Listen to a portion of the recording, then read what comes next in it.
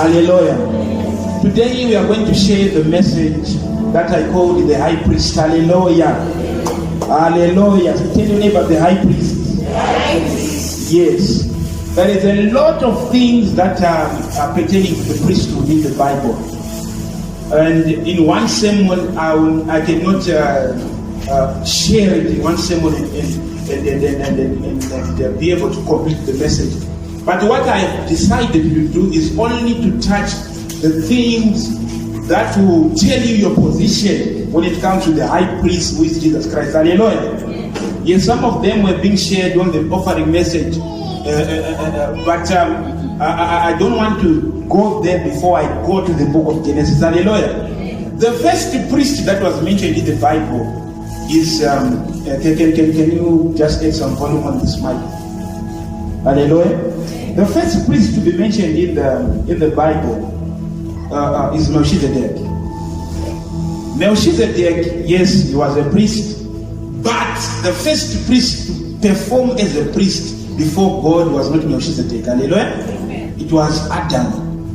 Hallelujah. Because the priest who was supposed, or the purpose of the priest was supposed to minister before the presence of God, to worship God.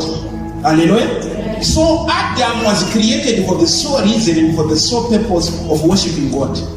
Hallelujah. So he is the first priest who was created by God to worship him. Hallelujah. But the Bible says when the priesthood changes, the law changes. Okay, let me tell you this. Let me bring you into the light of that scripture. Have you ever noticed that the Bible is always speaking about the ordinances, the laws and the commandments? And when God was speaking about them, he would tell the children of Israel that do this in all generations. Have you ever noticed that? Yeah. Every generation, keep my laws, keep my Sabbath, keep everything. But why is it that in our time we are no longer keeping them? Hallelujah. Because we are being told by God himself, isn't it? That he is saying that tell the children of Israel that upon this time they should celebrate this feast. Upon this time they should do ABCD. But at the same time, let this be a lasting ordinance before the children of Israel. But when they were told that it's supposed to be a lasting ordinance, in our time we are now saying that no, we are no longer under the law. Hallelujah. Amen. Because people do not understand when did that change. Because the Bible says when the priesthood changes, the law changes. Hallelujah. Amen. So that's how we moved away from that kind of law to what we have today. Hallelujah. Amen. Okay.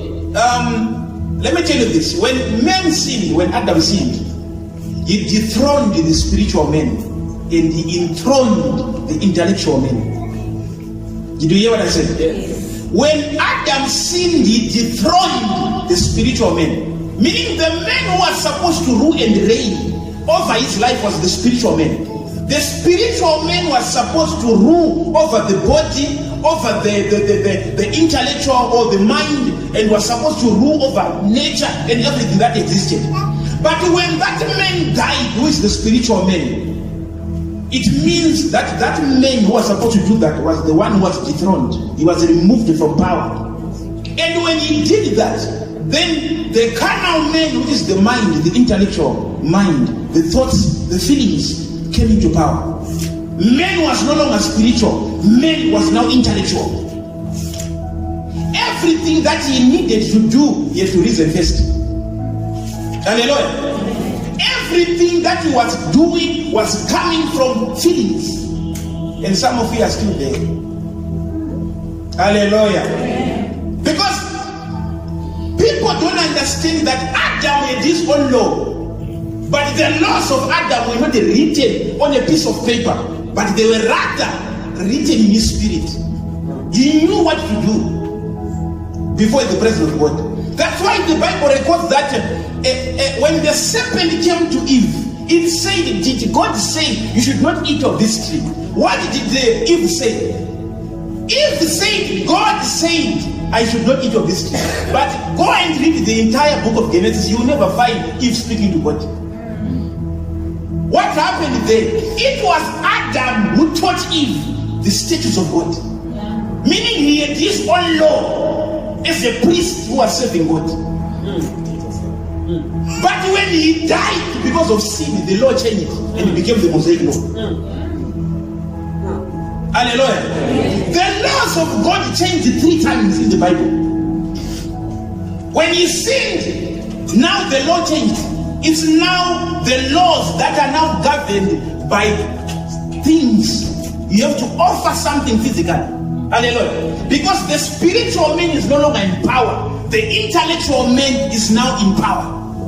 So everything that man has to do has to involve feelings and touch. He has to go and take a bull, sacrifice it so that he could talk to God. Because he's no longer a spiritual man.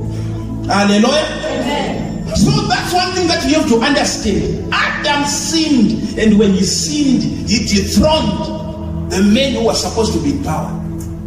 And when you are born again, that man should assume power. Hallelujah.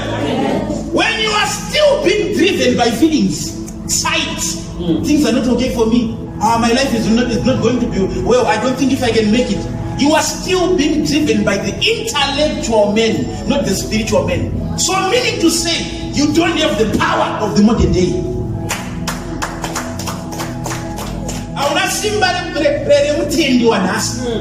Mutendi wa nasi anaziva kuti chane simba mweya. Saka kana mweya wane simba andigavheni wene zvandinoona ndinogavheni wene zvandinotenda. Hallelujah. So the priesthood changed in the Bible. It changed from the Adamic priesthood and it moved to the Mosaic priesthood, which was the Levitical priesthood. And after it moved from the Levitical priesthood, it then shifted to the order of Melchizedek, which is the priest who is Christ himself. And upon all those changes, there was a change in ordinances, in laws, and in commandments. Hallelujah. So I'm not governed by the Mosaic law because I'm not of the priesthood of Aaron, but rather I'm governed by Christ, who is of the order of Melchizedek. You understand? Yeah. Because when people don't understand their priest, they will never understand their blessing. And let me tell you this office of a high priest was sensitive. It was sensitive to such an extent that when the high priest would sin against God, the whole nation would be considered as sinners. Only the high priest, I'm not saying that everybody, no. Even if all of you were righteous, if the high priest would sin against God, that nation would be condemned as a sinful nation. So the high priest was so essential and so important. If you go to the Bible, there is the story of Eli. You know Eli? Eli the priest. Eli was a high priest. And the people were complaining about his sons, Hophni and Phinehas, telling them that, Hophni and Phinehas, they are sinning against God. They are sleeping with women in the temple of God. But Eli could not control his own children. What then happened? The Bible records that they went to war as a nation. The very same people who were complaining about the high priest and his sons, that what you are doing is not good, because they knew the right thing to do. Meaning the nation had some form or some source or some righteous condition upon them. They knew what to do. But look at this, Eli could not control his sons and could not do anything about it. When they went to war, they were defeated because the high priest was corrupted. Hallelujah. Kana iyaka ainza kupinda mutembere akaora akuna ropa dzaidzika kuzasi. Jesus. Hallelujah. Solomon ndokuzviziva izvozvo. Bible rinorekodza kuti hanzi mari yakaita sematombo munguva yaSolomon. Nekuti Solomon avaka temberi akaziva kuti chinofanira kugadziriswa handi kumunda kumweya. zvinonzi wakatanga kushumira muimba yaMwari kusvika mazara hapo kusvika pekuti maprista akatedza kupinda the presence that was tangible. Hallelujah. That tangible presence changed the nation. Amen. Kusvika pekuti zvinonzi Solomon enjoyed peace with his neighbors. Hallelujah. Solomon enjoyed peace in his time to an extent that the silver was as common as stones. So it was it's like that. Hallelujah. One thing that I want you to understand is this: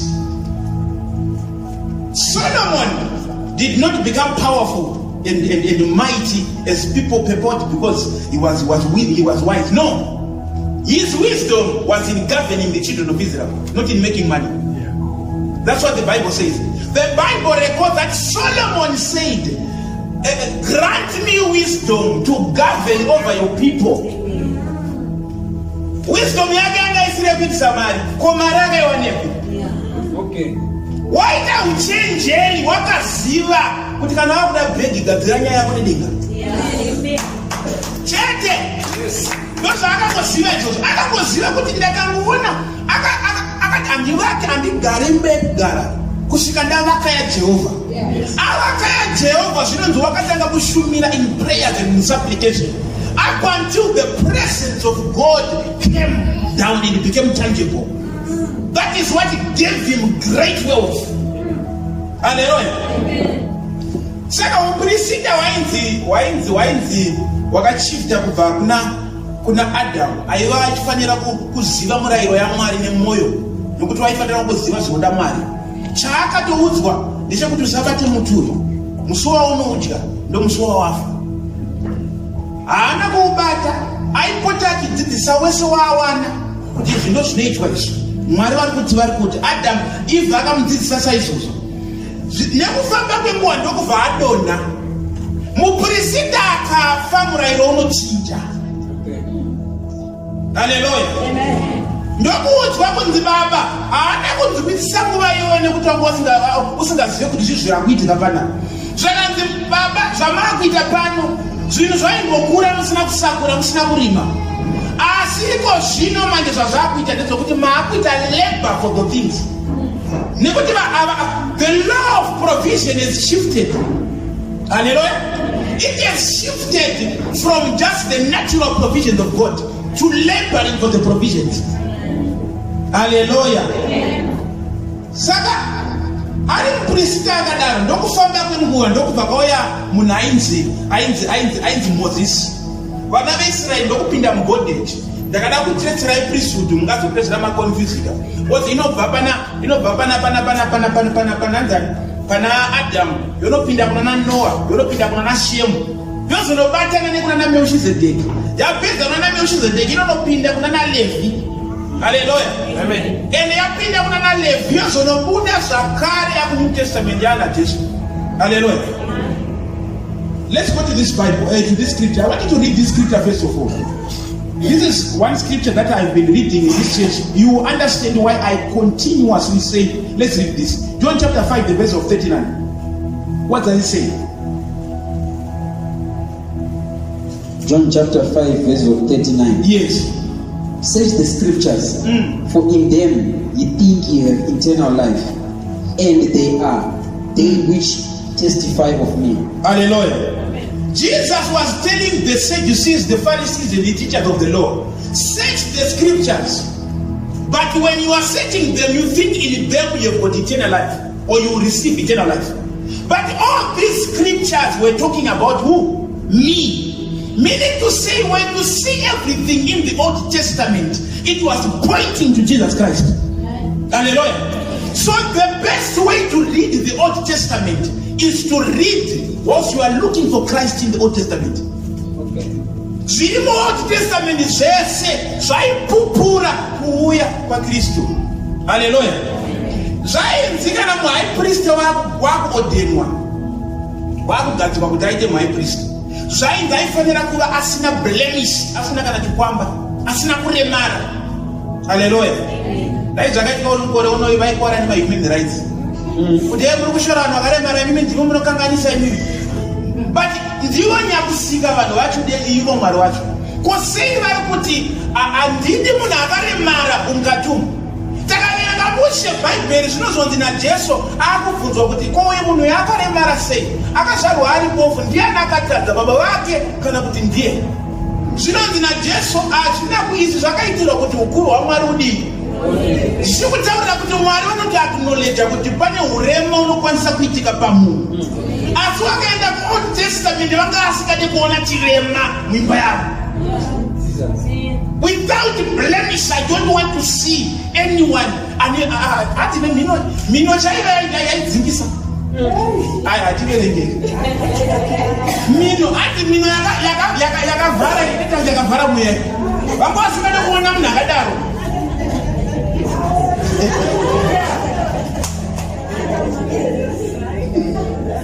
Hallelujah.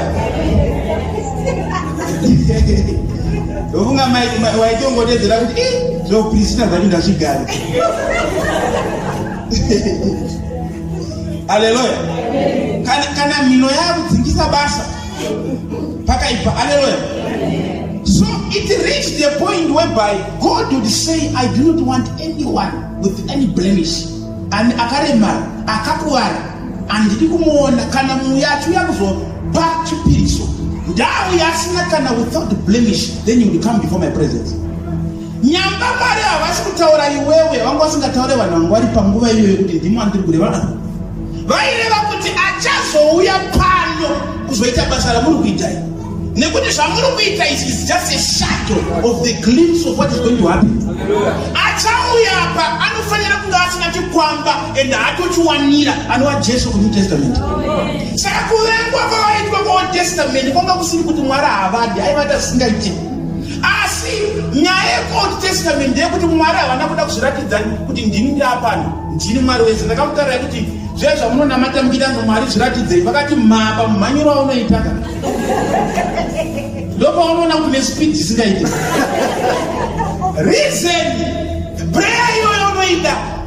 Asi vakanyatsouya zvinotaurwa mubhaibheri utani watwene mheni dzochi diweiweiwei. Wovati ndauya mwanangu achiti ndizviratidze. Ndopa dashboard rinokloka musiyoyo. Pachimanywa nemunhu tiza Mwari anga achinamatira. Reason Mwari havafa vakazviratidza semuratidziro iyoyo. Vakamweri kana vadaro unototiza. So zvavaiita in the old times ndezvekuti vaizviratidza in glimpses. Hallelujah. In shadows, mbijana kuchika vanhu vanzwisisa vajaira kuti Mwari chii. Hallelujah. Saka vaiziva kuti nyaya yandiri kutaura ikai nekuti Jesu arikutaura kuti magwaro ese ainodedzera pandiri. Nyaya yandiri kutaura panapa ndiri kutaura nyaya yemwanakomana wangu. The Bible, the entire Bible from Genesis to Revelation is only the story of one man, Jesus Christ. Hakuna chimwe. Saka vari kuda kuziva kuti muda kuudza vanhu avo kuti muprista achauya wandiri kuda pano afanire kunge aine chipomerwa pamwiri wake. Ndiye achapedza nhamo dzenyu dzamakaparira mugadheni yaidini. Saka ndokutanga kuisa mutemo yange yakaoma yakatanga kuteedzerwa neyainzi the Levitical order. Wakaindikuudzai chinonzi order nekuti zvinonzi bhaibheri zvinonzi Jesus is the high priest of the order of Melchizedek. Hallelujah. Chinonzi order ndochada kuti titange tadefine nekuti Melchizedek haasi Jesu. Hallelujah. Melchizedek anga atoriko akatopuhwa chegumi anga chataurwa nadhikoni, akatopuhwa chegumi akatopuhwa zvinhu zvaitwa plundered akatodya, anga ari munhu. Asi Jesu kana akuuya ari kuuya muorder yaMelchizedek, kwete kuti ari kuuya ndiye Meshizedek. He is not Melchizedek, but he is coming in the order of Melchizedek. Hallelujah. How does this work? Allow me to give you a proper example of how people use this. If you go to Roman Catholic or the Pope, when they are electing a Pope, they say this one is Pope John Paul II. And then they say this one is Benedict III. Have you ever noticed that? What they are calling Pope John is not the person, it's the order of that. So he is coming as the Pope of that order. That every order has got its conditions and its conduct. And then also what Pope Benedict II, that Benedict order has got its own conducts that are different from the Johns. Hallelujah. So when we are speaking about the Levitical priesthood, it's an order on its own. But when Christ became the man, or when he was born and he was now on earth, he is not coming in the order of Aaron. The reason the priesthood of Aaron was inherited from Levites. Only Levites were allowed to serve in the temple. So that order was by genealogy. You were supposed to be born as a Levite. Then you were supposed to then function in the what? In the priesthood or the Levitical order. Hallelujah. But Jesus is not of the clan of the Levites. He's from Judah. So he cannot inherit the Levitical priesthood. Kana wakutoita muprisita akutotsvagirwa imwe order. Hakwane uku nekuti uku kuri kunzi nezvenyama nezveropa. Haleluya. Zviri kunzwika here? Yes. Nekuti wakatadza kunzwisisa kuti uprisita hwacho unosvika sei. Ndosaka wachiona kuti nanhasi vamwe anokecha hure opinda mbame hure akagara mbame hure vati tokubikirai poko vadai vanozomora. Reason confusion yakuitika muvanhu ndeyekuti haasive kuti totera murayiro here toita zvipi zvacho zvezvacho panapa. Anenge aida kuita chaizvo asi zvimwe zvacho atikopoza so.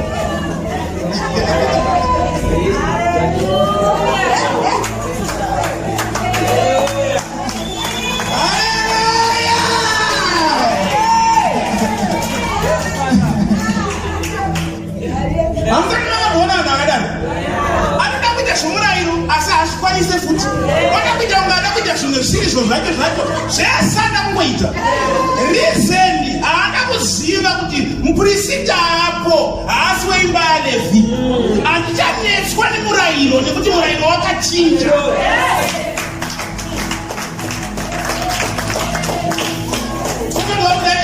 Mukunamata musasabata unamatwe. Baba mobata one murayiro one. Kuimba yese vakaisa muri kuda kuita kuti zveikoko muri kuda kuuya kuti kuno ndovatiri kutaura vari mumba yehura kuti vakakechasa vadi kudya poko aripo.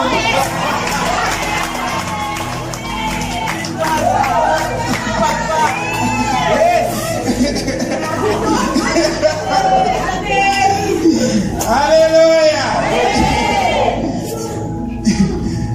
So people don't understand the confusion that comes with the you find people, some are still accusing each other. Amutedzere murayiro kwedu tunoita zvakadai imi hamuite kwenyu. Iwo aterera kuti okay, saka vana ava havanzwisise bhaibheri. Hallelujah. Nekuti let me tell you this, kana muri musame order, the Levitical order, mupurisita akafa zvaianoannouncwa kwaitanga kunoannouncwa. Alright, ndikandikudze zvaitika muOld Testament kuti ndakada kuverekesa mabhesi mutingakondisi zvakawanda. Zvaitika muOld Testament ndezveinde zvinizvi. Mupurisita or the high priest aigadzwa. Havana anga asina makore kuti anogadzwa nemakore aya. Uyezve anga asina time yekuti anofanira kuguma, aigumiswa nerufu. Kana kuti waigumiswa nekuti waita chikwamba kana kuti waita defect pamiri wake. Nekuti mutemberi manga musingadiwe muna nemakwamba kana nedefect. Handi ndizvo. Saka ndozvaita kuti agume that priesthood. Meaning to say the Levitical priesthood was not forever. Nekuti raimiswa nerufu. Munhu waisvika pakufa. Asi paifa munhu pese, paifa mupurisita. Vaienda kune mamwe maguta, ainzi maguta erutiziro. Kumaguta erutiziro lese kuti waiti wakauraya munhu nemistake, waimhanya kunohwanda kuguta iroro, onogara kuguta iroro kusvika mupurisita afa, the high priest. Saka kana akararama 30 years kana 40 years achitonga, unotomirira kusvika afa. Kana afa kwozouya shoko rekunzi vaya vakawanda chibudai, nekuti muprista uya afa taakuisa mumwe. Haleluya. Izvi nyamba zviri kuitiswa vanhu izvi zviri kupoinda kuNew Testament. Pakudii vari kuziva kuti pane uprista unofanira kuzofa. Kana uprista uyu wafa, kune vanhu vakawanda tunyaya twawo tomakuhwa tokuhura toupfambi vakawanda nekuti hakuna kwekutizira. Kusvika muprista aripo afa, kana afa freedom yoya kwamuri. Saka zvaireva izvi, zvaireva kuti paifa muprista vaisvika vachiudzwa kunzi muprista afa, ende kana muprista afa zvaiva zvanzi mava free. Kana wanga ine mhaka yekuti wakaponda zvawakaita zvacho mukusaziva, ndozvanga zviripo. Haleluya. Handi ndizvo munokutaura kuti ndakatadza musaziva. Izvozvo zvacho zvaidzima kana uprista hwachinja, kana kuti muprista wafa. Haleluya. Saka bhaibheri ndokunyorwa, Mwari ndokunyora achitaura akati vana vaLevhi vasiri mahigh priest, vamwe vesa kana vachisevha Mwari vanotangira pa25 years vogumira pa50. Vamwe vesa muhigh priest ndiye aigumiswa nerufu. Kwava vanzi 50 sei apa. Haleluya. Kana uchigona kuverenga bhaibheri, wakaverenga bhaibheri semuverengero wandinoita, wakangoona kuti apa pataura kunzi 50. Zvinoti mweya mutsvene wakadzika pazuva rechingani? Pentecost. Pente means 50. Haleluya.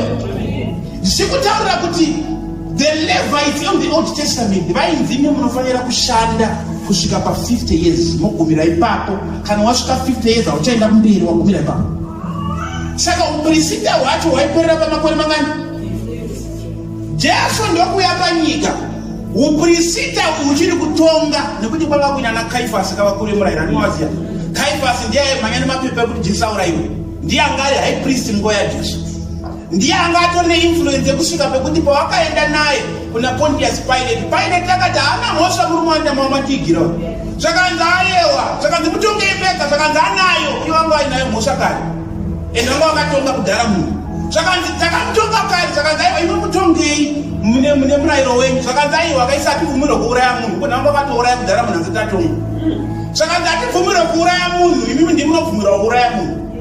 Ndiye anga ari high priest. But do you see the influence that a high priest had? Anga ine influence yekuuraya kana kuita kuti chifambe. Haleluya. Saka Jesu achiuya, uprista ndo waitonga. The high priest or the Levitical order was the one that was in power. Hallelujah. But according to the Old Testament, the agreement was saying a Levite should serve God up to 50 years. Acts chapter 2, mweya mutsvene ndokudzika paPentecost pa50 days ndopakagumira the Levitical priesthood. Kuti mutemo waLevhi wakanzi unogumira pa50 kuOld Testament, wakuzadziswa kuNew Testament pano padzika mweya mutsvene. Uprista hwemurayiro hwekugocha nyama nekupira Mwari mhuka wagumira pano, hakuna kumwe wachaenda. Hallelujah. Amen. Do you see kuti hakuna mepo iri kuNew Testament isipo kuOld Testament? Hakuna. It's only that we might not understand it in the now. But the more you read the Bible, kwa Mwari angowalimita kuti anzi mimi mugumira vanhu 50 vamwari vachitojima masimbi. Today dzarotaiwa nchiri 50 kwanzaiwa maguma 50 dzakwana kudai basa rapera. The reason is all scriptures were pointing to who? To Christ. So the fulfillment is to be seen in the New Testament. Yanga iri mufananidzo wekutaurirwa kunzi no, uyu mutemo wamuri kushandisa uchaguma pazuva rechi50. Ende zuva rechi50 ndopadzika mweya mutsvene. Haleluya. Murayiro ndokubva wafa waLevhi, uprista waLevhi ndokubva wafa. The law changed. Then kwakuya the new priesthood, which is Jesus. Amen. Asi tisati tamuqualifya Jesu kumuti ndiye muprista, What is it that we have to understand? There are certain things that we have to understand about the priesthood. Priests, they would go through a certain ritual. Hallelujah. For them to be ordained into office. Hallelujah. For them to function as a priest, they had to go through certain what? Rituals. Say rituals. Bible kuti munhu atande kuti apinde basa. Handi kuna Exodus chapter 40 verse 12. Ndakukuratidza kuti Jesu achiuya wakazadzisa zvese zvaidiwa nemaprista. Everything that was needed. Hallelujah. Everything that was needed. Exodus chapter 40 verse 12. Yes, what does it say? Present Aaron and his sons at the entrance of the tabernacle and wash them with water. Dress Aaron with the sacred garments and anoint him, consecrating him to serve me as a priest. Then present his sons and dress them in their tunics. Anoint them as you did their father, so they may also serve me as priests. You are reading which version? NLT. Read King James Version. The same scripture. Exodus chapter 40, the verse of 12. There are certain two things that would happen there that also Jesus did in the New Testament or Matthew chapter 3. Exodus chapter 40 from verse 12. And thou shalt bring Aaron and his sons unto the door of the tabernacle of the congregation and wash them with water. Sorry, stop there. Bring them to the door of the tabernacle and what? Wash them. That was the first thing. And wash them with water. So the first thing is when the priest was being ordained to come into power or into office. The first thing is what he was washed with water. Hallelujah. And after being washed with water, what will come next? Read. And thou shalt put upon Aaron the holy garment and anoint him. And anoint him. Meaning to say the first thing that would come is the washing. Hallelujah. The water. And when after the water, then he would be anointed with the oil. Then he is now functioning as the high priest. Hallelujah. In the New Testament, Jesus is coming and we are saying Jesus is our priest. If he is not washed with water and anointed with oil, then he cannot function as a priest. Because he has to follow certain ordinances, certain conducts for him to be accepted in that office. Then in Matthew chapter 3, can you read Matthew chapter 3? Open Matthew chapter 3. When he met John the Baptist, read it verse 13. What does he say? Matthew 3 verse 18. Then cometh Jesus from Galilee to Jordan unto John to be baptized of him. To be washed with water. Let's go. And what he said there is very relevant. John the Baptist, when he saw Jesus, he said, please baptize me. But Jesus said, no, I cannot baptize you. Because if things were normal, it was supposed to be John the Baptist being baptized by Jesus. But Jesus said, you cannot baptize me. And the reason he said, you have to do this so that we can fulfill all righteousness. I have to go through the ordinances of priesthood for me to function as the priest for this generation. So the first thing is he was washed with water. So when he saw John the Baptist, he said, baptize me. Wash me with what? Water. Read. But John forbade him, saying, I have need to be baptized of thee, and comest thou to me? And Jesus answering said unto him, suffer it to be so now, for thus is becometh us to fulfill all righteousness. And he suffered. Verse 16. And Jesus, when he was baptized, went up straightway out of the water. And lo, the heavens were opened unto him. And he saw the Spirit of God descending like a dove. Hallelujah. Now he qualifies to be the priest. He has been washed and he has been anointed.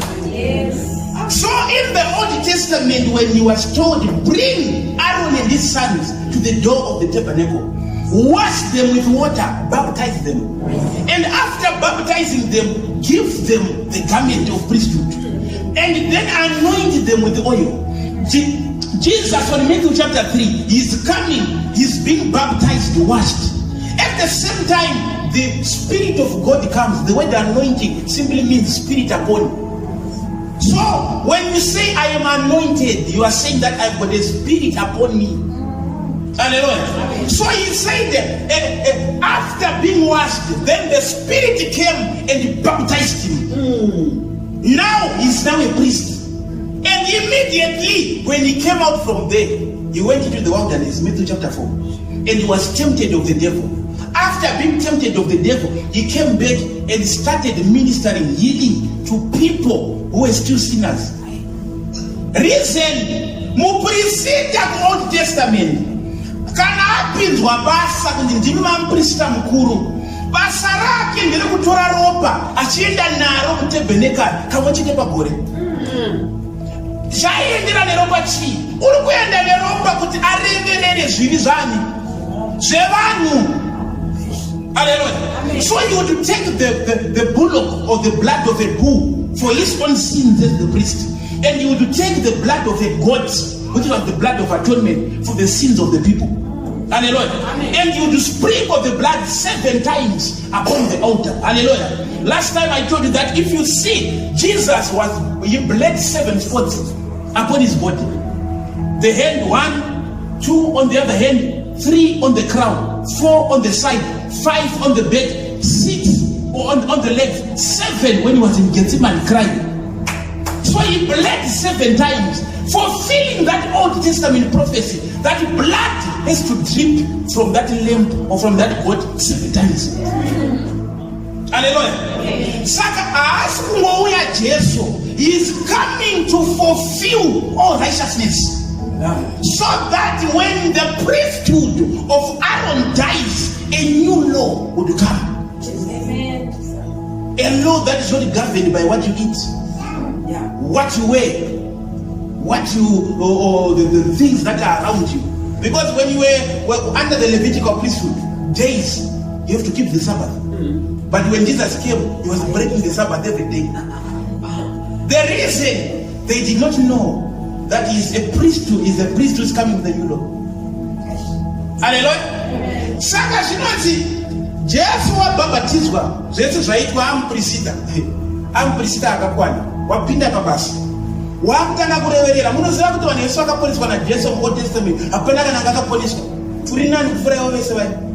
Nekuvhaira kwese kana hakuna ari nani, iwo tori nani zvingaite.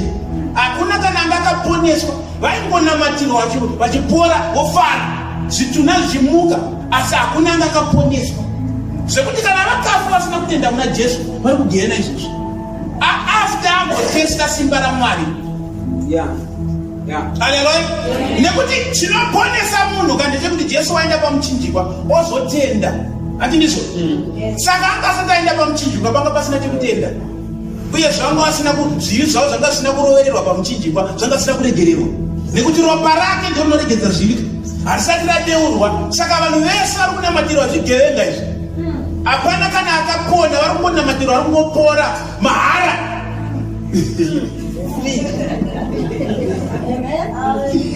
Hallelujah. Saka he was healing those people.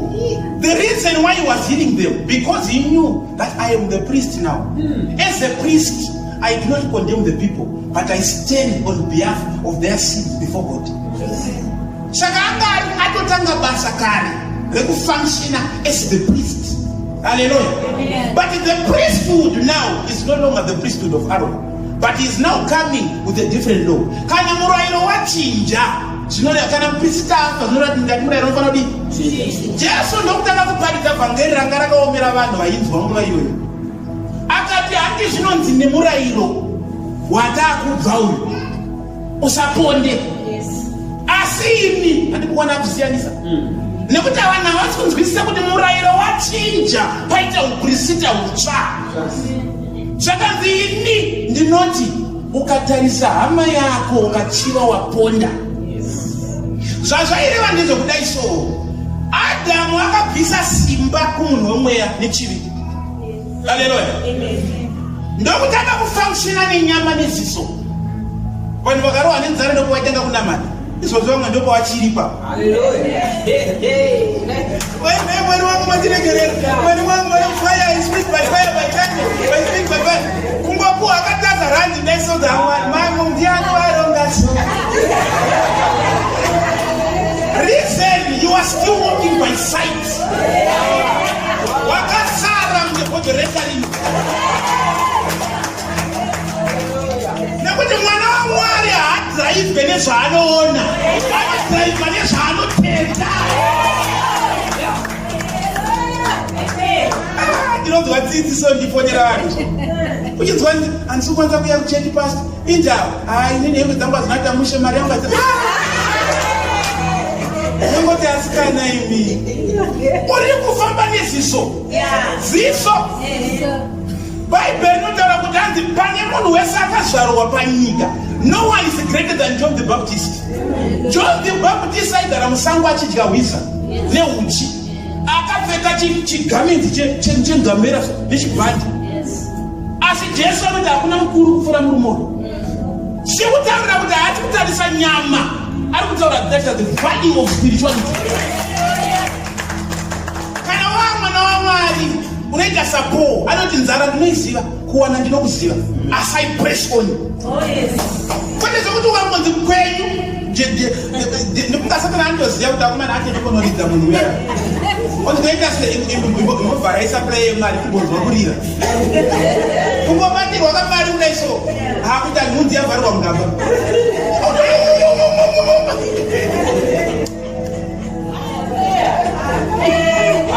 Kana rendro ndaronedzera kuti roje ndariende 12 midnight Satan anenge akabatwa pahuro.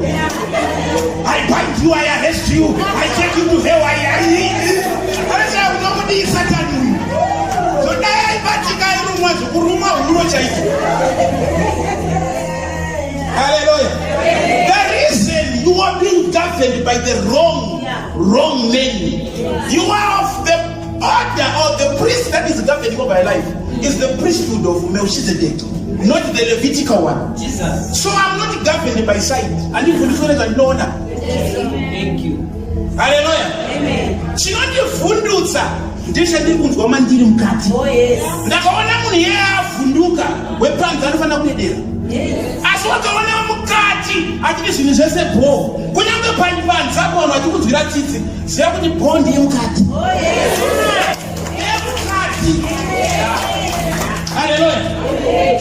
So Jesu ndokutanga kuporesa vanhu. Poresa vanhu hakuna aitenda akatenda mari. Ari kuita basa rekuti he is now the priest. Vhangeri raari kuparidza vanhu vari kuti ari kuparidza semurume. Zvinhu zvaari kuita ari kuporesa vanhu paSabata. He is healing people on the Sabbath. And the Sadducees and the Pharisees, they are still holding to the order of Levi. They are still holding to the Levitical priesthood. They know that the Sabbath is an ordinance that should be kept in all generations. It should be kept secret. Jesus is coming as the priest of the order of Melchizedek. He is not governed or limited by the order of Levi. He is healing people on the Sabbath. And when they would come to him, he would tell them, I am the Lord of the Sabbath. Hallelujah. Amen. Why did he say, I am the Lord of the Sabbath? Genesis chapter 40. Abraham, when he came from the plunder, when he came to raid the kings, to deliver Lot from the king that had taken ransom of him, he went there and plundered the kings. And he took back Lot and everything that Lot had. And that is when he met Melchizedek. Melchizedek means the king of righteousness. Okay. Hallelujah. And he was a king of a place that was called Salem. And Salem is the modern day Jerusalem. Hallelujah. Amen. So, do you see this? He is the king of righteousness and he is the king of Salem. In the New Testament, Jerusalem is where Jesus came from. And who is the king of righteousness in the New Testament? It's Jesus. So Melchizedek in the Old Testament is a typology or a type picture of Jesus in the New Testament. So what did Abraham do? When Abraham saw Melchizedek, he saw that this one is greater than me. What did he do? He took a tithe of everything that he had, and he gave him. For the Bible says the lesser is blessed by the what? By the greater. At the same time, the Bible records that when Abraham gave a tithe to Melchizedek, Levi was still in his loins. Hallelujah. Meaning to say, Levi paid a tithe to Melchizedek. In the New Testament, Jesus is now coming. He's standing on front of the Sadducees and the Pharisees. And they are saying, why do you not obey the Sabbath? And then he says, the people who started with the Sabbath paid a tithe to me. So before Abraham, I am. At the same time, I am greater than Levi. For I am the Lord of the Sabbath. I'm greater. I'm the Lord of the Sabbath. So they did not understand why is he saying I'm the Lord of the Sabbath. Because they did not know that Abraham submitted to Christ in the Old Testament. Hallelujah. So I'm not governed by the dates that keep the seventh day. Yes. Don't eat pork. I'll eat bacon. As for me, because I know what I'm speaking about. Don't eat rabbits. Please call me if you don't want your rabbit. I'll come and fight for you. Don't eat what? No. The reason. Can I even look at you to dog China? Because I'm not limited by the Levitical order. The law is changed. When you are preaching the gospel, you don't look at what people are eating. Jesus said, a person is not corrupted by what he takes in, but by what comes out. You are saying that the spirit man, when he is in power, is the one that corrupts you, not what you take into him. You are too slow.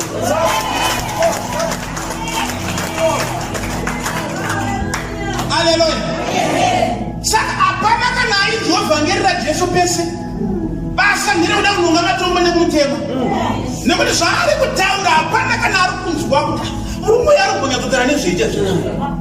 Ari kuti anzi murairo unoti ukanzi murairo unoti thou shalt not covet. Asi ini ndinoti ukatarisa mukadzi ukamuchiva watoita upofu. Saka hakuna kutamba zvakadaro shamwa tinosvika tafatesa kana zvakadaro. Kungotarisa. Saka ndinomuona sekuti akanaka sadatarisa.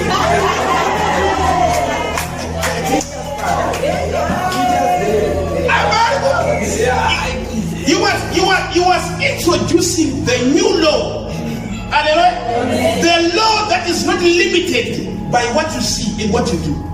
But rather the law that is governed by one thing, which is love. If you love, you will not kill. If you love, you will not steal.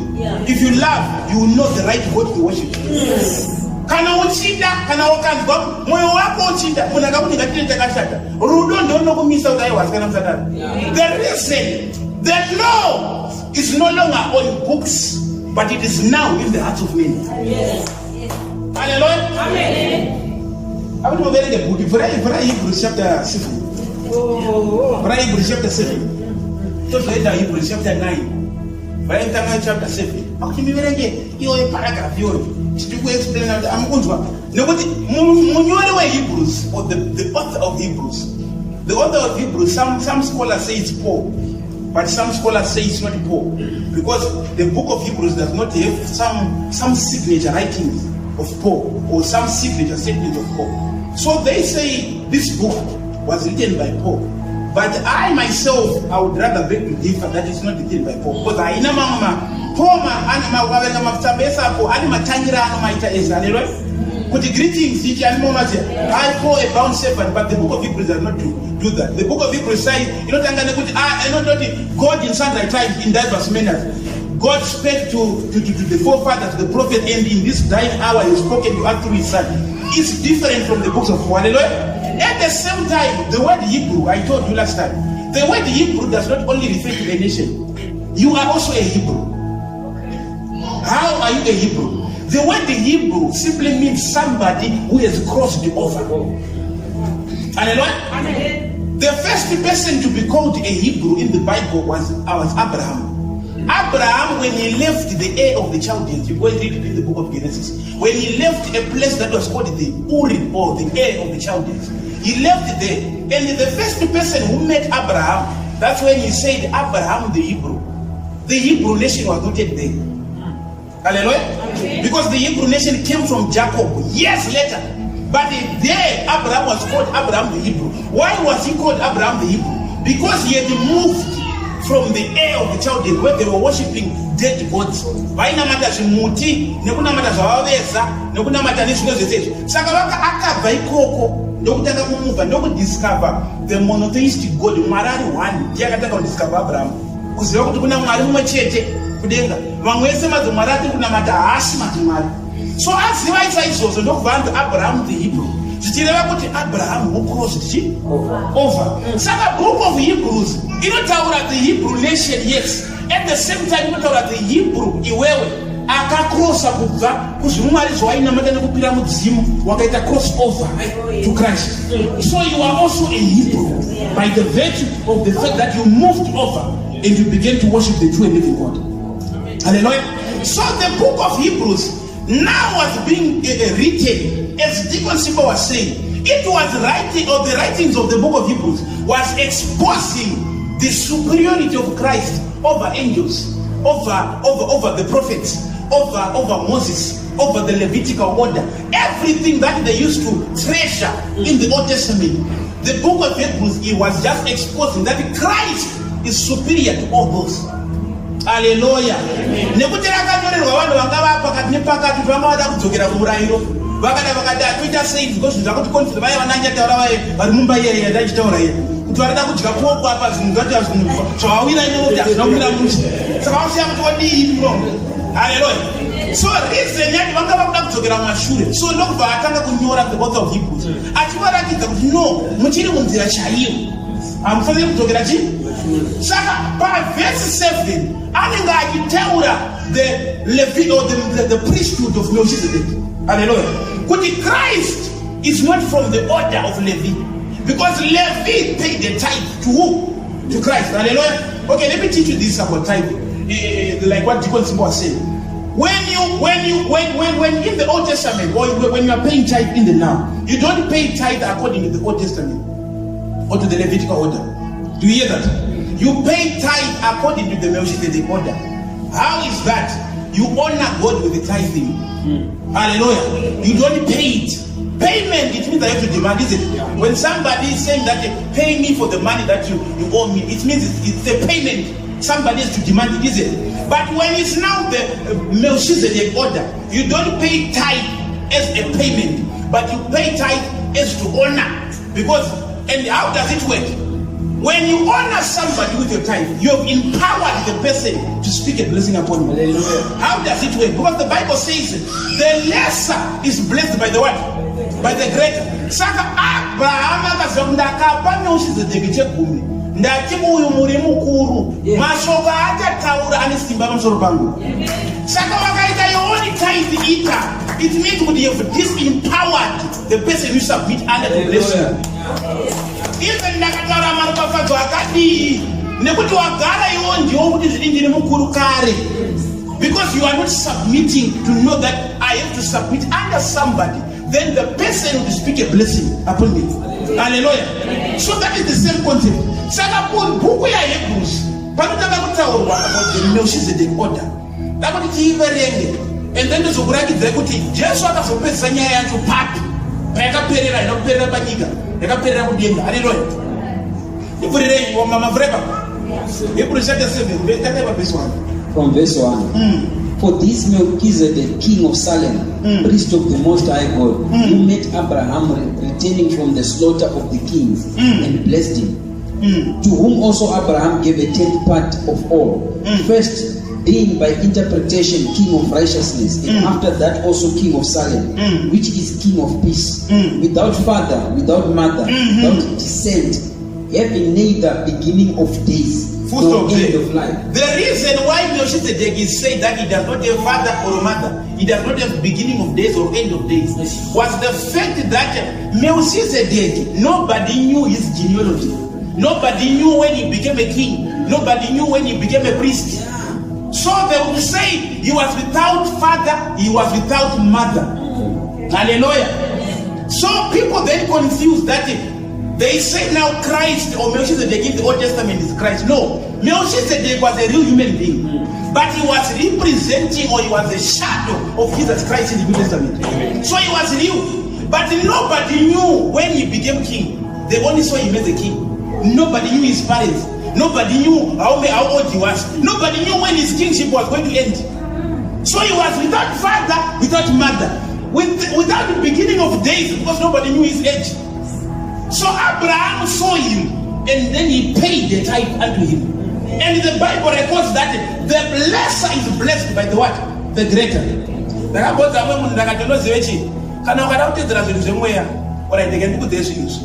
Relationship iri pakati pa pastor ni mwana wesangano. Pastor awana pastor Cheneki kana kwata salimiswa. Vakafanira chimuti cha ice cream. Chimuti cha ice cream achidya ice cream. Achina zvachinoita asi ndo chinoibata. Saka chinenge chakambobata ice cream yacho iwo chikwara neruti uchida kuidya. Saka aibatika ice cream usina kubata mushe kamuta. Wakabata kamuti mushe unoidya ice cream mushe. Zvinozikana wanodenga kuti ukuda kudya. Asi ice cream iri pakamuti. Akaidye unotoshauri kamuti kakarikuita ipapo asi karipo. Wakatadza ukabata mushe hazvifambe mushe. Reason ndozvakangofanana, haukomandwe kupa, haukomandwe kutaipa, asi une shumbu yekubudirira. Ice cream unoda kudya. Kwakamuti unoibata sei pasina kamuti? Bata mushe kamuti first.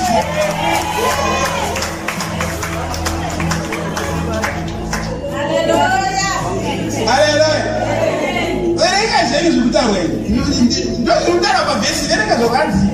Having neither beginning of days nor end of life, but made like unto the Son of God, abideth a priest continually.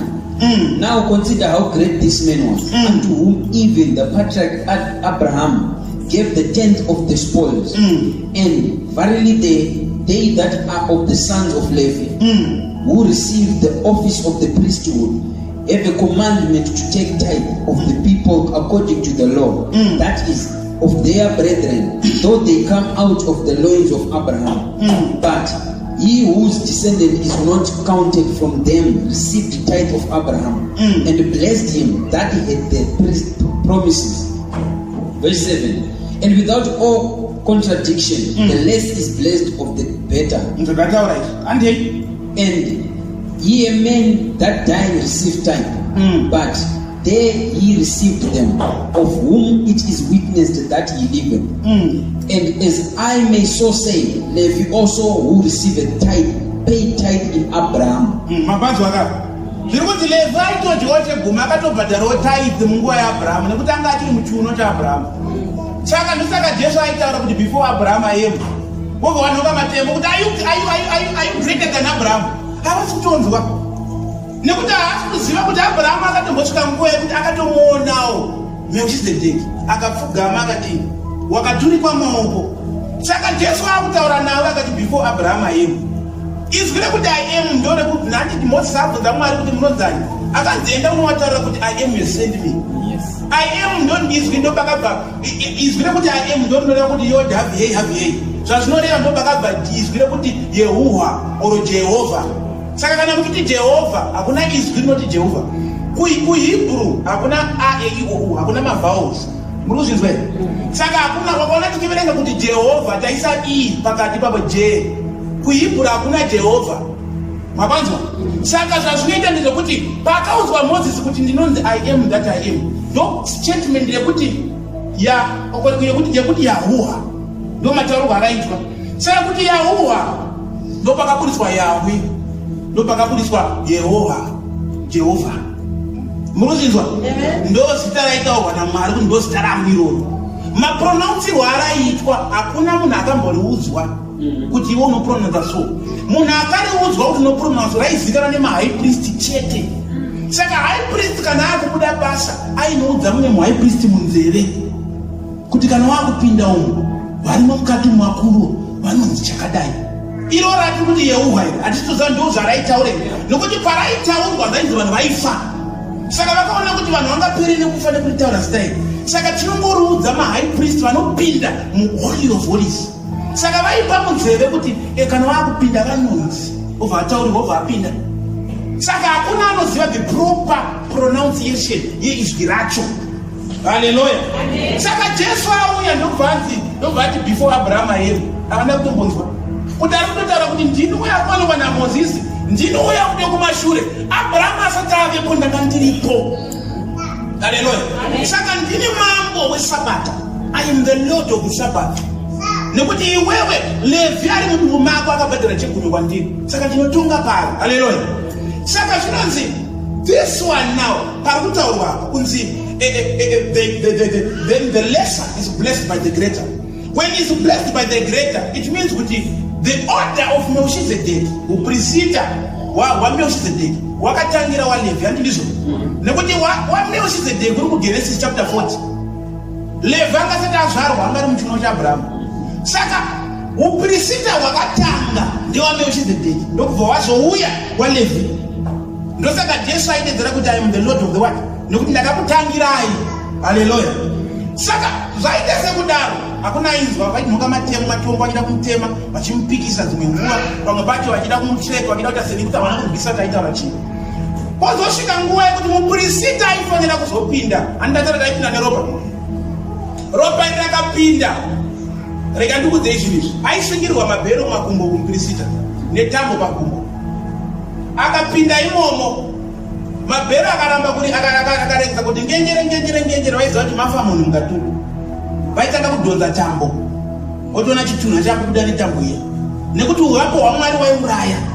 Handizvo? So they would pull that rope otoona munhu kuti afa here kana mupenyu. Saka vamwe vati vaisara panze, vaisara vakaisa nzeve. Kuti mabhero aya ari kuti ngenjere zvati zano vachiri kunamata mukatumu zviri right. Havasati vanetsana namudhara. Vakamukanzwa mabhero ati zii. Kwechinguva votoenda kutambo iya. Hakuna anopinda kudedzera kuti mina ndinodzura mumwe kuti ndingamudzura mumwe vaisvika kutifira mufuti. Saka vaitanga kudhonza tambo nekuti muprista muhigh priest aipinda mangari 1. Saka vaidhonza tambo oziva kuti apinda asina kuchena. Kana zvadaro kana apinda asina kuchena nzara yaitanga kurova vanhu. Nekuti chivi chemuprista mukuru chaitongerwa panyika. When he sinned, the whole nation would be condemned. Hallelujah. Amen. When you would go into the Holy of Holies and the things, or you would be justified with it, or zvakatamirwa naMwari munyika maizara maguta kuti muprista akuda munhu the Holy of Holies. Hallelujah. Amen. Saka Jesu ndokubva ati vurai Hebrews chapter 9 verse 13. Hebrews chapter 9 verse 13. For if the blood of the bulls and of goats and the ashes of the heifer sprinkling the unclean sanctify to the purifying of the flesh, how much more shall the blood of Christ, who through the eternal Spirit offered himself without spot to God, purge your conscience from dead works to serve the living God. And for this cause he is the mediator of the New Testament, that by means of death, for the redemption of the transgressions that were under the first testament, they which are called might receive the promise of eternal inheritance. Hallelujah. I am a bonza. I think I'm going to run over right back. Nokuti zvirumuzungu zvakanotera kuti chichi ngotaurwa. Jesu zvino wakapinda neropa rake mutemberi zinogadzirwa nemunhu. He took his blood to the temple that is in heaven. And the reason why he entered into that temple, and Jesus, the fact that he lives forever, his priesthood is forever. Because we say that the high priest would die, at one point in time he would die, and another one would come into power. But as for Jesus, he would not die. So his priesthood has no end. Hallelujah. Amen. So since his priesthood has no end, he is a priest forever.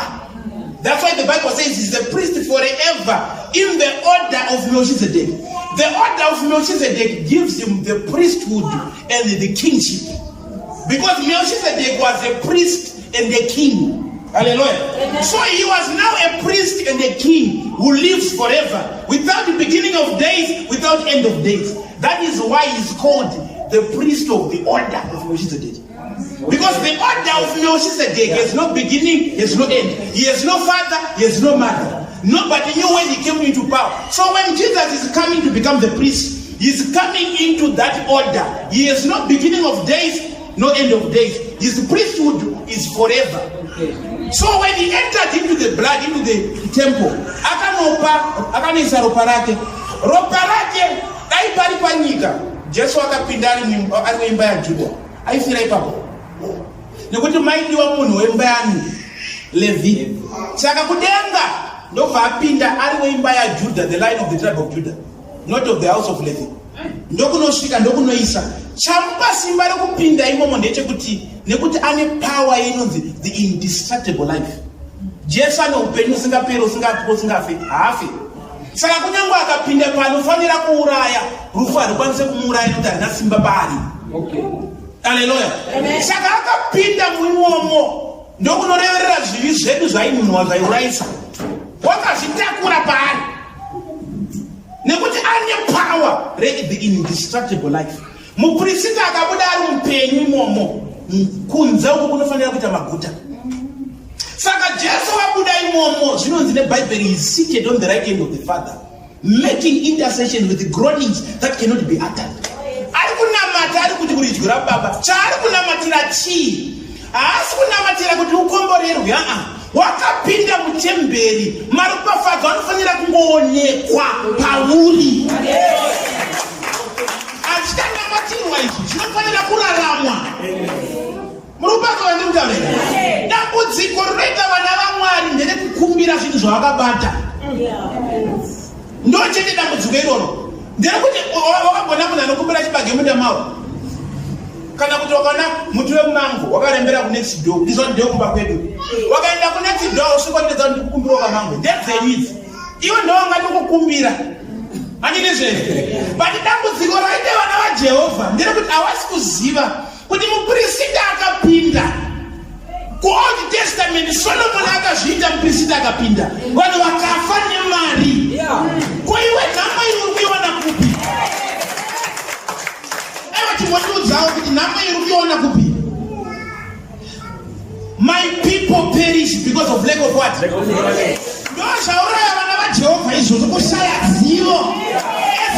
as an earl is still a child, he's not different from a servant. Kana mudyiwe nhaka aine upwere mupfungwa akafanana nemuranda. Chinoipa mwana waMwari kuziva kuti ndiri chii is to understand kuti muprista akapindere nekuti munguva yaipindwa vanhu vaikohwa chiguta, vogopfachura vogopa nherera neshirikadzi. Koiwe kana 1 rand yekuti upe mumwe munhu unoita kunge unokonda kudenda kutenge nescavins kudai kuti udonedze 1 rand mundiro yechirema. Nhamo yawe nayo wakaiwa nepi? Hallelujah. If the priest God, he took your sins and you are now clean, you are now righteous. Why is poverty, why is lack, why is sickness still on your bed? Yeah. Because you are still walking by sight, not by faith. Yes. If you are under the new law, the spirit man is the one who is in power. Yes. Hallelujah. If my spirit is in power, I would speak like Paul. Paul would say, sometimes I would think, can I remain in the body or go and be with Christ? Munhu ari panyika ari kutaura kuti dzimwe nguva ndinofunga kuti ndochikuda hangu here munyama ndochienda kudenga ndinogara naJesu. Iwe ungazvitaura izvozvo? Anga akuziva kuti panapa pane nyama nemweya. Chine simba mweya unokwanisa kusarudza kuti ndakuda kubva pano munyama inoenda. Ndosaka Jesu pawaenda kumuuraya aitadzira kuti hamundiuraye kana musina kupuhwa simba kubva kupi? Nekuti simba riri pamweya kwete panyama yamuda kubata. Zimwe nguva inonga matombo zvinonzi waingopinda nepakati poovha waenda nekuti nguva yake yange isati yadini. Ndiye ega Jesu ari pamuchinjikwa. Vamwe vese vakatemwa makumbo akatyoka. Vasvika pana Jesu vakasvika vanafa kare. Reason and answer kuti he dies fast. Kuti he go faster. Zvinonzi paakanamata akadedzera kuti receive my spirit. Vamwe mwatiri kugomera neupenyu uchiri kuramba kubuda hatoziva zvinofamba sei. Iye akangoti Mwari gamuchirai mweya wangu, mweya ndokubuda ipapo, nekuti aiziva kuti ndiri nyama, ndiri mweya uri munyama.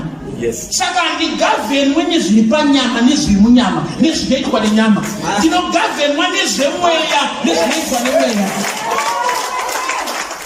Saka vhangeri ratiri kuparidza, nyama yatoneta inoda kutorara kudai, asi mweya uri kufara kuti ndozvatanga takamirira makoreka kuda kuviziva zvinhu izvi.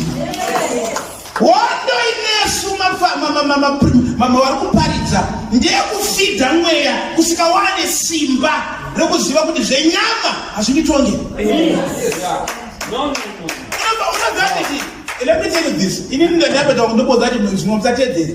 Inini ndaimboita zvokuti ndakuziva zvandikutaura zvandakukudza izvi. Wambona kuti anamboenda kubhaibheri sere? Mama vhesi aina ndikudza nemusoro. Reason ndinozviziva. Usafoka nenzvira dzidzi kuti no pastor vazoda ai ndikatonzwira iwe. Haleluya. Reason chandinoziva ndochausingafoka ziva. Haleluya. So rimwe makore ndakarara dai so ndangofira mumba muno munenge mune muroyo. Uza plan yangu ngere kuti ngendinyepere kupa dzima masoda akuti andibate ndamubata. Iwe unoda kutiza inaenda kutogomeza umbata live si nakubata nasi. Reason anditi sina chandinochika chenyama, anditongwe nezvenyama. Kunyamba vakada kunesana nenyama inoora, mweya wangu uzere mfaro, mweya wangu uzere upenyu. Haleluya. Ainisinda kone vikari.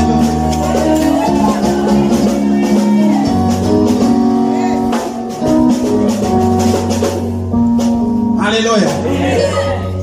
From today, begin to speak like a spiritual man. Hallelujah. Taura simurunoza kuti ndakakudza kuti ukaona munhu anoroya neng'anga zvinoti vanotaura sevanhu vemweya. Ukanzwa munhu anoroya wataura kuti anoda kuvhura bhizinesi, anoti vhura kuti zvinofamba, atoroya ipapo mufunge. Nekuti haasi kutaura zvenyama, ari kutaura mumweya waanoziva kuti uri paari. Saka ari kutoziva kuti tinozvidzvanya kuti hazvifambe. Anoti vhura tione zvinofamba here. Watopedza newe iwo kaarodidzira kuti andazongoitirwa kamudhumudhu akasika mudhu mufunga asikana ndokutoroya kwacho. Haleluya. Reason nekuti hausi munhu wemweya, haugone kuteerera mweya. Haleluya. Kana wamunhu wemweya hautaure zviri kukulimita nezvauri kutarisana nazvo, unotaura zvaunoda kuona. Hallelujah. Let the weak say I'm what? I'm strong. So why is weakness is the sign that my body is weak. But the spirit man is saying, I will say I'm strong.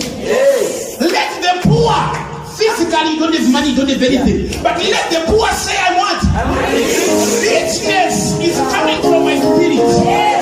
So when I say I'm rich, don't look at the type of shirt that I'm wearing. No. Understand me from the spirit. I am blessed of God. I am blessed when I go out.